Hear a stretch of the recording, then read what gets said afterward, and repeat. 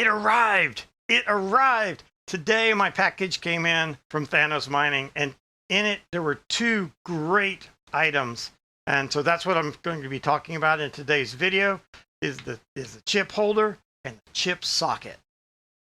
Welcome back to the channel. I'm Brian, and we talk about crypto mining and repair of crypto mining equipment. In today's video, we're going to be talking about these two things I have here on my workbench. So what are they? First off, handy dandy chip holder. Okay, so this one is actually, I looked all over on Amazon and I couldn't find anything that I really liked that would hold these little chips. But this is what I found. So the nice thing about this is it's thin. Okay, the thickness is not so much. It's very thin. I can put a chip in here, tighten it down, and it holds it really well because that way I can use it to desolder, clean up the chip, and the material that it's made out of, it's not going to melt. That's a really good benefit. This is the first tool that came in today. The one that's got me really excited, the chip socket. Let's talk about this. So what is this? This is a test socket. It's designed to hold the chip without needing to be soldered in.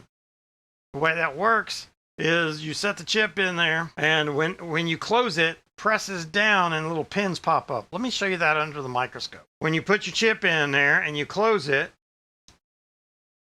turn it sideways. See, those pins poke out. The chip floor basically falls through and you've got the pins poking into the chip. Very handy. Nice part about this, all of the pins are accessible right here, so it makes it easier for me to test with my meter, right? Because I can put my probes on here instead of trying to hold those little bitty dots. There's also test points for the large square or the large rectangle and the small rectangle. So pin 34 here, that links to the large rectangle or the square, the negative side of the chip, if you will. And then on the other end down here is 33, which links to the small rectangle, the positive side of the chip. So you have test points for every single pin on the chip. It's all well labeled. And what I think is kind of nice is they even put the chip pinout on the back side of the chip. So if you didn't have the chip pinout graphic like I have, then you'd actually see it from here. You'd see what's going on and where the pins are that you might be interested in. I find this to be a very exciting thing, but the chip socket alone is not going to tell me if a chip is good or bad.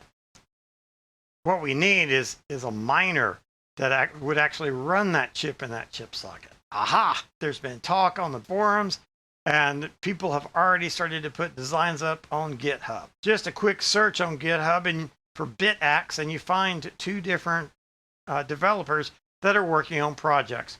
One, Gizmo Miners, working on one for the 1387, which is the chip used in the old S9s. And then SKOT is working on a version that works on the BM 1397. That's what we use in the S17 series of miners. So let's look at it. It's really incredible what all he's put out there. He includes the KiCad file, so you can actually get the circuit board printed. Here's an example of the circuit board assembled. He's got all the parts, so you know what to purchase and how to assemble it.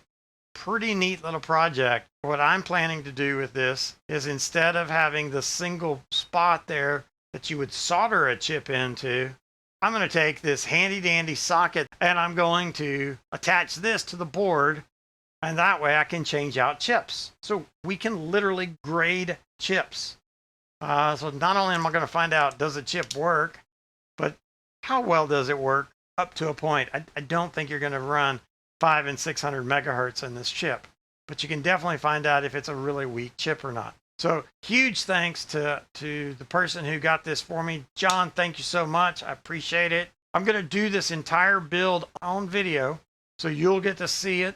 If you want to collaborate with me, reach out to me. My contact information is on the About tab. Send me an email or reach out to me on Discord. We'll build them together. We'll kind of tag team and brainstorm on how we want to exactly build the circuit boards. So that's all coming in future videos. I'm really, really excited. If you want to know what's going on with board 01, well, it's still on the bench. I just pushed it out of the way for today. You can look up there. There'll be the playlist to go look and see where board 001 is and the rough life it's gone through. So for now, thanks so much for watching, and see you soon.